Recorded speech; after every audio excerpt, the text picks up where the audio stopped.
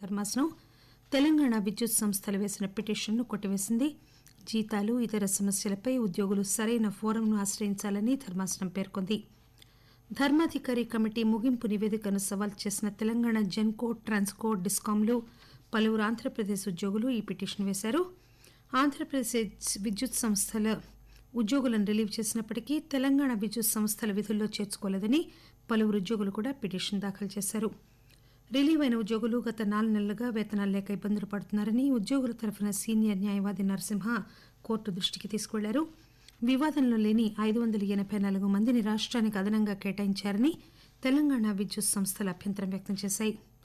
దీనిపై విచారణ చేపట్టిన అత్యున్నత న్యాయస్థానం ఈరోజు తీర్పు వెలువరించింది. నూతన వ్యవసాయ చట్టాలకు వ్యతిరేకంగా రైతు సంఘాలు రేపు జరపతలపెట్టిన భారత్ బంద్లో ప్రతి ఒక్కరూ భాగస్వాములు కావాలని రాష్ట మంత్రి తలసాని శ్రీనివాస్ యాదవ్ పిలుపునిచ్చారు. రేపు ఉదయం 10 గంటల నుంచి మధ్యాహ్నం 12 గంటల వరకు అన్ని వ్యాపార వాణిజ్య సంస్థలు మూసివేయాలని విజ్ఞప్తి చేశారు. రైతుల ఆందోళనకు మద్దతుగా 2000 వాహనాలతో బైక్ ర్యాలీ నిర్వహిస్తామని చెప్పారు. ఒక ప్రకటన, రైతు ప్రయోజనాలను పరిరక్షించే నూతన సాగు చట్టాలు విశ్లేషణ కార్యక్రమాన్ని ఆకాశవాణి హైదరాబాద్ కేంద్రం ఈ మధ్యాహ్నం 2:30 గంటలకు ప్రసారం చేస్తుంది. మెట్ట భూముల కేంద్రీయ పరిశోధనా సంస్థ క్రీడా ముఖ్య శాస్త్రవేత్త డాక్టర్ ఏ అమరేందర్ రెడ్డి ఈ చట్టాల వల్ల రైతులకు కలిగే ప్రయోజనాలు వివరిస్తారు. శ్రోతలు గమనించగలరు. హైదరాబాద్ నగరంలో వరద బాధితులెవరూ మీ సేవా కేంద్రాలకు రావాల్సిన అవసరం లేదని, వరదల వల్ల నష్టపోయిన వారికి ప్రభుత్వం అందించే ఆర్థిక సహాయాన్ని నేరుగా బాధితుల ఖాతాల్లో జమ చేస్తామని జీహెచ్ఎంసీ కమిషనర్ లోకేష్ కుమార్ తెలియజేశారు. బాధితుల వివరాల ధృవీకరణ పూర్తయ్యాక ఈ మేరకు చర్యలు తీసుకోనున్నట్లు ఆయన స్పష్టం చేశారు. జీహెచ్ఎంసీ బృందాలు క్షేత్రస్థాయిలో పర్యటించి సాయం అందని వారి వివరాలు సేకరిస్తున్నట్లు ఆయన చెప్పారు. ప్రస్తుతం బాధితుల వివరాలు, ఆధార్ నంబర్ ధృవీకరణ జరుగుతోందని కమిషనర్ వివరించారు. తెలంగాణ ప్రభుత్వం ప్రజల అభ్యున్నతి కృషి చేస్తోందని రాష్ట పురపాలక శాఖ మంత్రి తారక రామారావు పేర్కొన్నారు. ఈరోజు ఖమ్మం పట్టణంలో 215 కోట్ల రూపాయలతో చేపట్టిన పలు అభివృద్ది పనులను పురపాలక శాఖ మంత్రి తారక రామారావు, హోంమంత్రి మహమూద్ అలీ, రోడ్లు భవనాల మంత్రి వేముల ప్రశాంత్ రెడ్డి, రవాణా శాఖ మంత్రి పువ్వాడ అజయ్ కుమార్ ప్రారంభించారు. Khanapuram mini tank bund, Ballepalli వైకుంఠధామం, ఖమ్మం ఇల్లెందు రోడ్డు అభివృద్ది, సెంట్రల్ లైటింగ్ ప్రారంభోత్సవంతో పాటు కోయచిలక రోడ్డు విస్తరణ పనులకు వారు శంకుస్థాపన చేశారు. ఆకాశవాణి ప్రాంతీయ వార్తలు వింటున్నారు.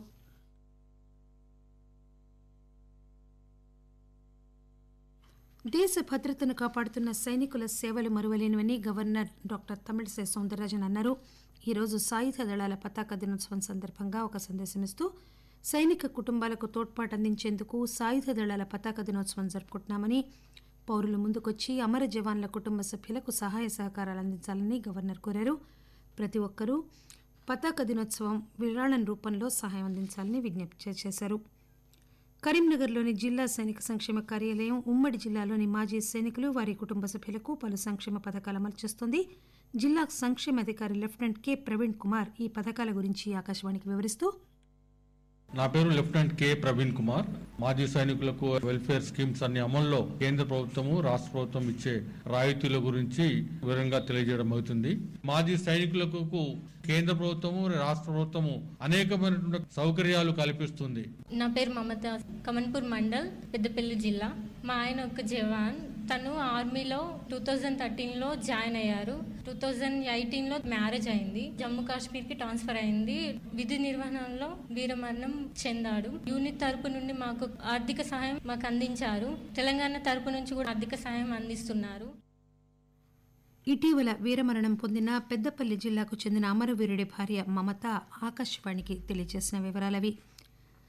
కరోనా వ్యాధి గురించి భయపడిన అవసరం లేదని, కానీ అదే సమయంలో వ్యాధి పట్ల మాత్రం అప్రమత్తంగా ఉండాలని నల్గొండ జిల్లా నకరేకల్కు చెందిన రమ్య అంటున్నారు.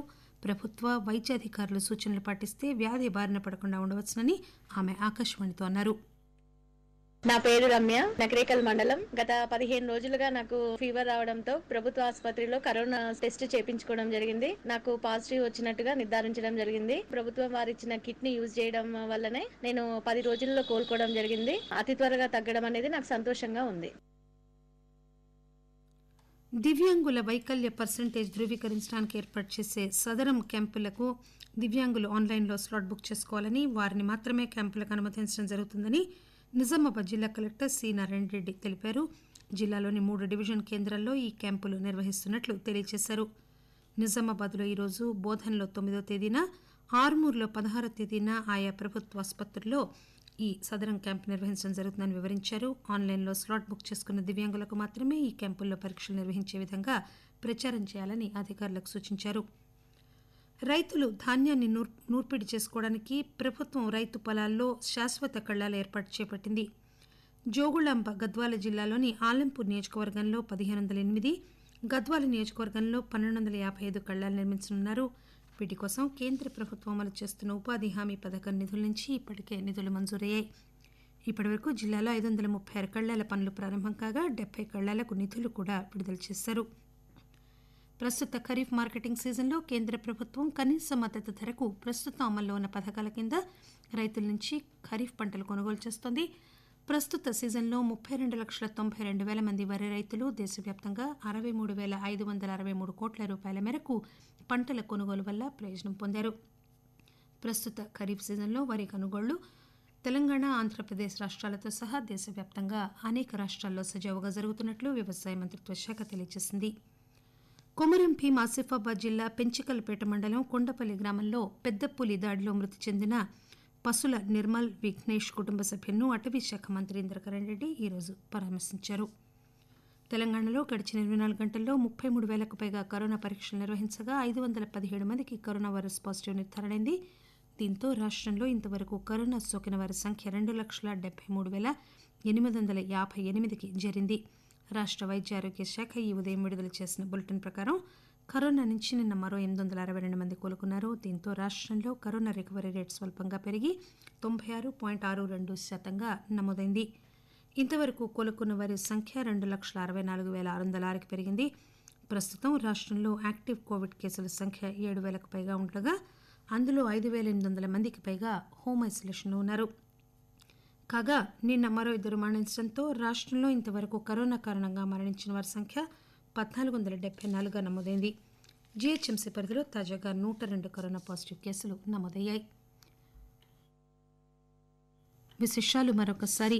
తెలుగు రాష్ట్రాల మధ్య విద్యుత్ ఉద్యోగుల విభజనపై సుప్రీంకోర్టు తీర్పు వెల్లడించింది. జస్టిస్ ధర్మాధికారి కమిటీ నివేదికను అమలు చేయాలని ఆదేశించింది. రైతు సంఘాలు రేపు తలపెట్టిన భారత్ బంద్లో ప్రతి ఒక్కరూ భాగస్వాములు కావాలని రాష్ట్ర మంత్రి తలసాని శ్రీనివాస్ యాదవ్ పిలుపునిచ్చారు. హైదరాబాద్ నగరంలో వరద బాధితులెవరూ మీ సేవా కేంద్రాలకు రావాల్సిన అవసరం లేదని, ఆర్థిక సహాయాన్ని నేరుగా బాధితుల ఖాతాల్లో జమ చేస్తామని జీహెచ్ఎంసీ కమిషనర్ లోకేష్ కుమార్ తెలియజేశారు. ఖమ్మం పట్టణంలో 215 కోట్ల రూపాయల ఖర్చుతో చేపట్టిన పలు అభివృద్ది పనులను రాష్ట్ర మంత్రులు ఈవేళ ప్రారంభిస్తున్నారు.